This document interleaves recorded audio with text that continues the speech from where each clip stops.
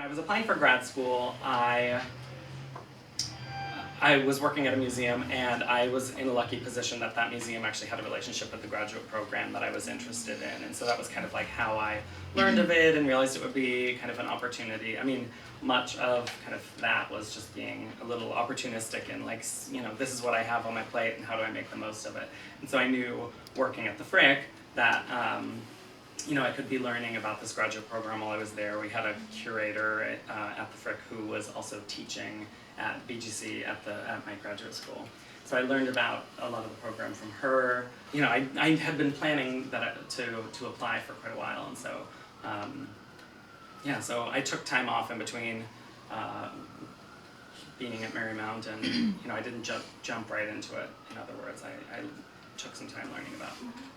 Well, I think that was a good idea to take some time off and then apply, because you have a better chance to get into grad school that way. The new school has a relationship with Marymount in that it does accept a lot of Marymount students, particularly from the creative writing program. But I applied to a few different schools, to Columbia, Hunter. They rejected me, and I got a letter from Columbia. I didn't get a letter from Hunter; they just rejected me. But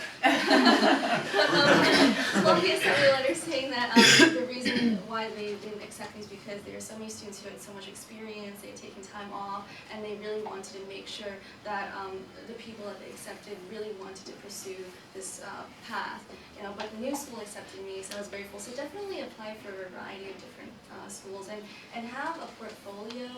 They won't ask you for too much of your work, but specifically for the creative writing program, they may ask you for, I think, 15 to 20 pages. Of course, you know, an essay, so make it concise, really be passionate in it. You know, tell why you want to go there. And I wouldn't suggest pursuing grad school unless you're really passionate about it. Yeah, I like the message of applying to a lot of different things. I mean, essentially, the way I think I was able to be successful, you know, with what I ended up doing was having multiple irons in the fire at once, kind of. And so if you have, you know, yeah, if you have a lot of different kind of things that you're working towards, you know, they won't all necessarily work out. And then the other benefit that brings is that you can sort of, there's kind of synergy between the different things that you're working on. And so if you're, you know, in the time that I was working at the museum, I was also finishing, you know, my thesis here. I was able to sort of use my experience at the museum, you know, and those things kind of played off of one another. And so, yeah. And they don't offer financial aid at grad school, but they do offer scholarships. But at least the new school did. I think I got 15% or 20%. Now it's actually more if they really want you for a particular program. But you know, try to look into which colleges offer that. It might be helpful.